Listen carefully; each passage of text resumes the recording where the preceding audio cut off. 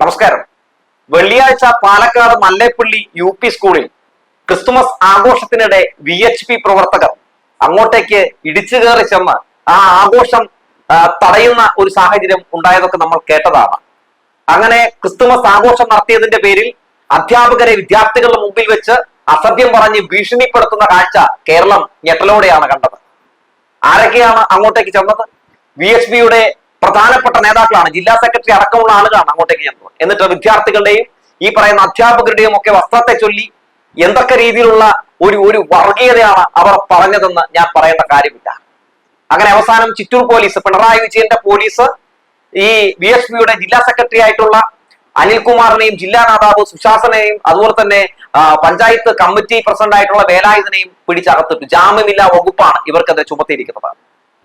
വർഗീയ വിഷം തുപ്പുന്ന ഇവരെയൊക്കെ സത്യത്തിൽ അങ്ങ് മുഴുവനായിട്ട് അതിനകത്ത് ഇടാൻ പറ്റുമെങ്കിൽ അതാണ് ഏറ്റവും ബെസ്റ്റ് എന്നാണ് എനിക്ക് പറയാനുള്ളത്.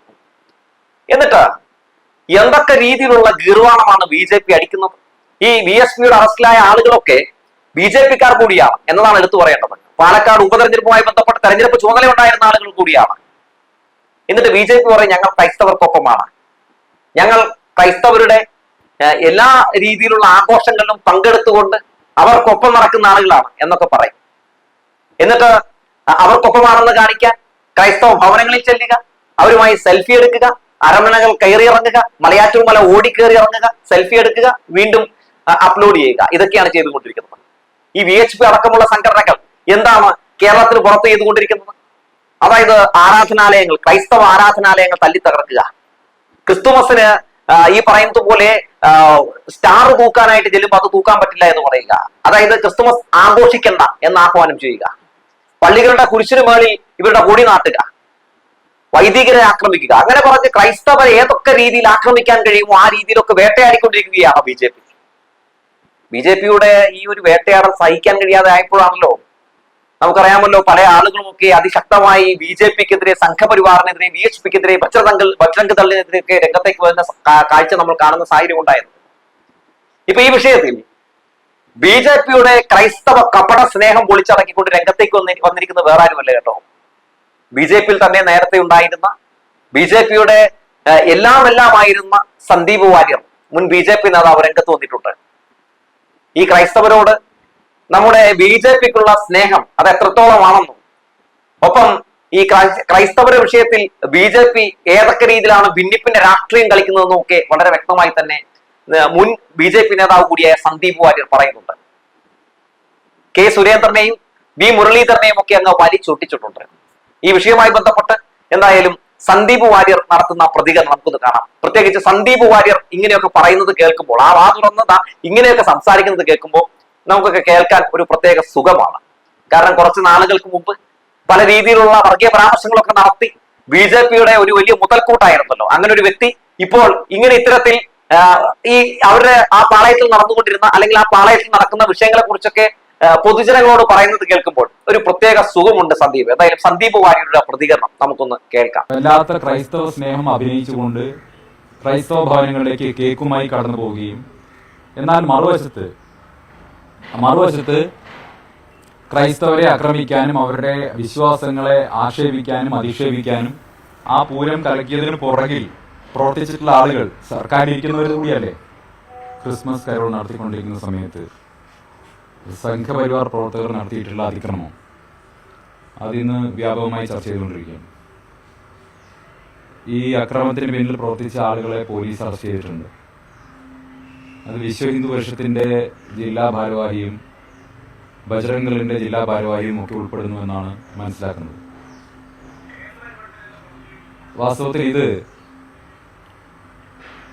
ചർച്ച ചെയ്യപ്പെടുന്നത് പോലെ മാത്രം ഒതുങ്ങി നിൽക്കുന്ന ഒരു വിഷയമല്ല, മറിച്ച് ഈ പറയുന്ന ഭാരവാഹികൾ, വിശ്വ ഹിന്ദു പരിഷത്തിന്റെ ജില്ലാ ഭാരവാഹി എന്ന് പറയുന്നയാൾ നേരത്തെ ചിറ്റൂരിലെ BJPയുടെ മണ്ഡലം ജനറൽ സെക്രട്ടറി ആയിരുന്നു.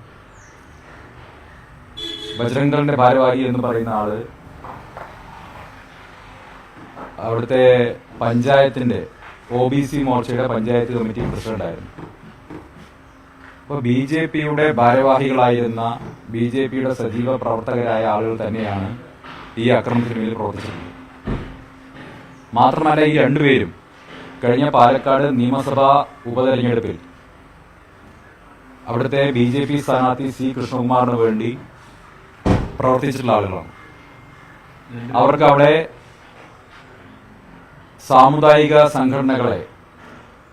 സംഘടനാ നേതാക്കന്മാരുമായി സംസാരിക്കാനും വോട്ട് ഏകോപിപ്പിക്കാനുമുള്ള ചുമതല ഇതിന്റെ ഭാഗമായി നൽകിയിരുന്ന ആളുകളാണ് ഈ അറസ്റ്റ് ചെയ്യപ്പെട്ട 3 പേരിൽ 2 പേർ, അനിൽകുമാറും സുശാസനും.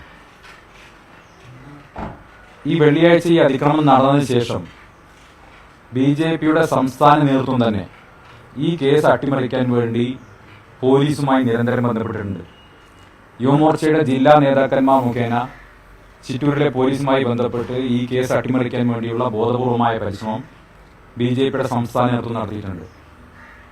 ഒരു വശത്ത് വല്ലാത്ത ക്രൈസ്തവ സ്നേഹം അഭിനയിച്ചുകൊണ്ട് ക്രൈസ്തവ ഭവനങ്ങളിലേക്ക് കേക്കുമായി കടന്നു പോവുകയും, എന്നാൽ മറുവശത്ത് ക്രൈസ്തവരെ ആക്രമിക്കാനും അവരുടെ വിശ്വാസങ്ങളെ ആക്ഷേപിക്കാനും അധിക്ഷേപിക്കാനും ഒരു സ്കൂളിൽ കുട്ടികൾ വളരെ നിഷ്കളങ്കതയോടെ നടത്തിയിട്ടുള്ള ഒരു കരോളിനെ പോലും ആക്രമിക്കാനുള്ള സംഘപരിവാറിന്റെ ശ്രമം, ഇത് കേരളത്തിൽ നിലനിൽക്കുന്ന സാമുദായിക സൗഹാർദ്ദം തകർക്കാൻ ലക്ഷ്യമിട്ടുകൊണ്ടുള്ളതാണ്. ഇരകളോടൊപ്പം ഓടുകയും അതേസമയം വേട്ടക്കാരനോടൊപ്പം വേട്ടയാടുകയും ചെയ്യുക എന്ന സമീപനമാണ് ഇക്കാര്യത്തിൽ BJPക്കുള്ളത്.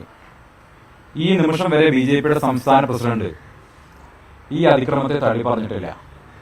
അത് സൂചിപ്പിക്കുന്നത് തന്നെ BJPക്ക് ഇക്കാര്യത്തിൽ നേരിട്ട് ബന്ധമുണ്ട് എന്നതാണ്.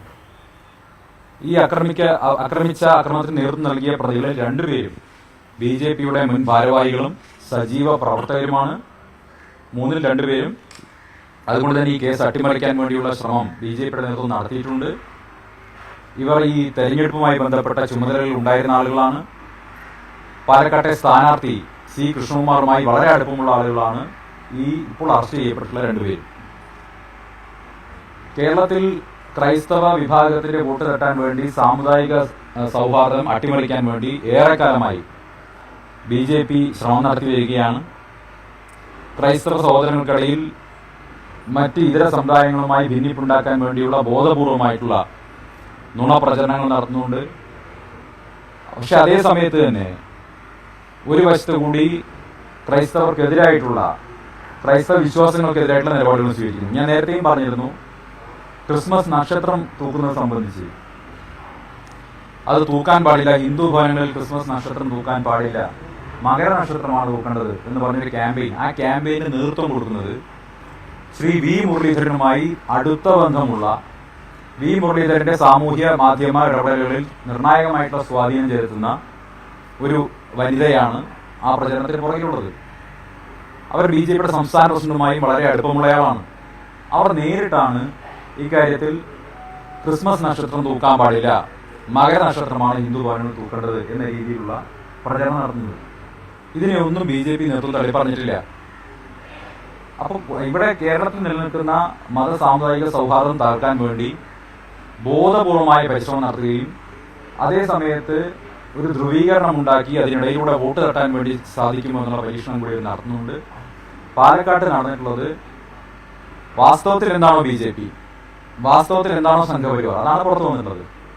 ഞാൻ നേരത്തെയും പറഞ്ഞിട്ടുണ്ടായിരുന്നു, ആ ഇക്കോസിസ്റ്റത്തിനകത്ത് വെറുപ്പും വിദ്വേഷവുമാണുള്ളത്. ആ വെറുപ്പും വിദ്വേഷവുമാണ് പാലക്കാട് നല്ലേപ്പള്ളിയിൽ കണ്ടത്.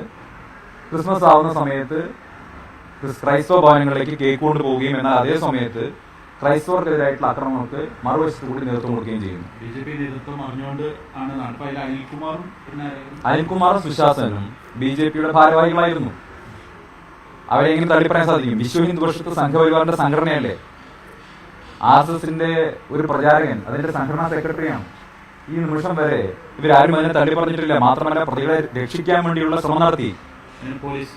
പോലീസുമായി ബന്ധപ്പെട്ട് ഈ കേസ് ഒത്തുതീർപ്പാക്കാൻ, സ്കൂൾ അധികൃതരുമായി ബന്ധപ്പെട്ട് ഒത്തുതീർപ്പാക്കാനൊക്കെ ശ്രമം ഉണ്ടായിട്ടുണ്ടായിരുന്നു. അപ്പൊ അതുകൊണ്ട് തന്നെ ഇത് യുവമോർച്ച ജില്ലാ നേതാക്കൾ മുഖേന BJPയുടെ സംസ്ഥാന നേതൃത്വം ഈ കേസ് അട്ടിമറിക്കാൻ വേണ്ടി ശ്രമം നടത്തിയിട്ടുണ്ട്. പോലീസുമായി സംസാരിച്ചിട്ടുണ്ട്, സ്കൂളിലെ അധികാരികളുമായി സംസാരിച്ചിട്ടുണ്ട്. കാരണം BJPയുടെ ഭാരവാഹികളായിട്ടുള്ള ആളുകൾ ഈ ഉപതെരഞ്ഞെടുപ്പിൽ വരെ BJP സ്ഥാനാർത്ഥിക്ക് വേണ്ടി പ്രവർത്തിച്ച ആളുകളാണ് ഈ കേസിൽ അറസ്റ്റ് ചെയ്യപ്പെട്ടത്.